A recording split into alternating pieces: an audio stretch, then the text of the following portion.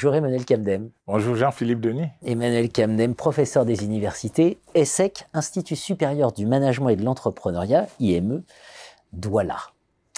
Donc nous parlons ensemble de cet ouvrage que vous avez coordonné avec Susanna Pista, Université Clermont-Auvergne. L'Afrique en transformation, enjeux et défis du management durable en contexte de crise. L'Afrique aux avant-postes de nos transformations.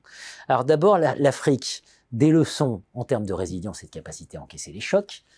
Notamment, on pense tous à la crise sanitaire, Covid-19, c'était la grande interrogation, savoir ce qui allait se passer en Afrique. Finalement, l'Afrique s'en est très bien sortie. Voilà. Et en même temps, vous nous dites, mais regardons ce qui se passe en Afrique. L'Afrique veut être un partenaire stratégique désormais, cesser une relation asymétrique avec les pays du Nord, pour faire simple. Hein. L'Afrique veut être un partenaire de plein exercice. Et deuxième point, le digital change tout en Afrique. Oui, tout à fait. Quand on regarde la pénétration du digital en Afrique, on est surpris par les chiffres. Et le rythme de pénétration est très fort et très rapide. Pensez qu'aujourd'hui en Afrique, utiliser un téléphone portable pour payer, pour communiquer, est devenu quelque chose de banal, même avec des populations, on va dire analphabètes, c'est-à-dire des populations qui ne parlent ni français ni anglais, qui ne parlent aucune langue occidentale européenne, qui ne parlent que leur langue locale. Mais elles sont capables, ces populations aujourd'hui, de se servir du téléphone portable.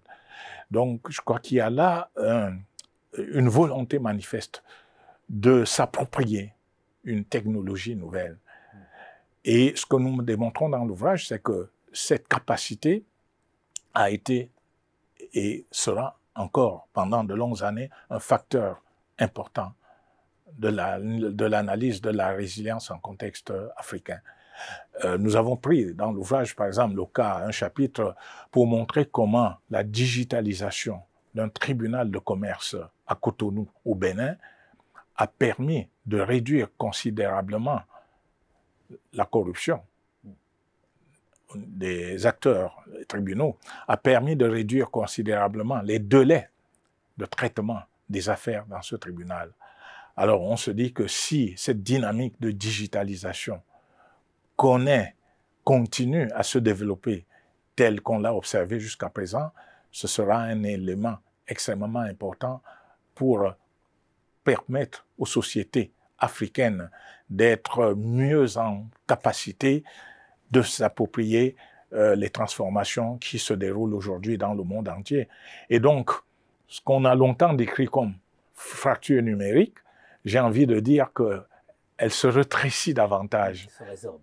Voilà, de plus en plus, du fait de cette capacité des populations africaines. Et quand je parle des populations africaines, c'est pas des intellectuels, entre guillemets, des cadres d'entreprise, des dirigeants, ce sont les hommes, les femmes de la rue, c'est des jeunes, c'est des populations qui habitent dans des campagnes pour que ces populations aient accès à l'électricité et donc pour pouvoir recharger leur téléphone portable. Donc c'est un phénomène systémique et global, cette appropriation de la digitalisation par les populations africaines. Phénomène qui va aller croissant parce qu'évidemment l'IA générative, voilà, qui peut produire, et quand vous évoquez une population parfois analphabète, voilà, là, c'est non seulement elle va pouvoir écrire, mais elle va pouvoir écrire comme tout le monde. Voilà, c'est communiquer avec n'importe qui, n'importe quand. Tout à fait. Je dirais, pour façon anecdotique, le digital, j'ai envie de dire, a réduit l'analphabétisme, ou contribuer à réduire l'analphabétisme, puisque des populations qui ne peuvent pas, comme je disais tantôt, des personnes qui ne peuvent pas écrire en français, en anglais, en portugais, en arabe ou d'autres langues utilisées en Afrique, communiquent par le digital, calculent, font toutes ces opérations que l'on voit faire partout dans le monde entier. Cela leur permet donc, le digital, l'accès au digital permet donc à ces populations de pouvoir vivre au rythme des changements qui se produisent aujourd'hui dans le monde entier. En d'autres termes, le digital rétrécit, réduit la fracture numérique observés pendant de longues années entre l'Afrique et le reste du monde. Le digital rebat les cartes. Et c'est pas fini. L'Afrique en transformation, enjeux et défis du management durable en contexte de crise. Merci Emmanuel Kamdem. Merci Jean-Philippe.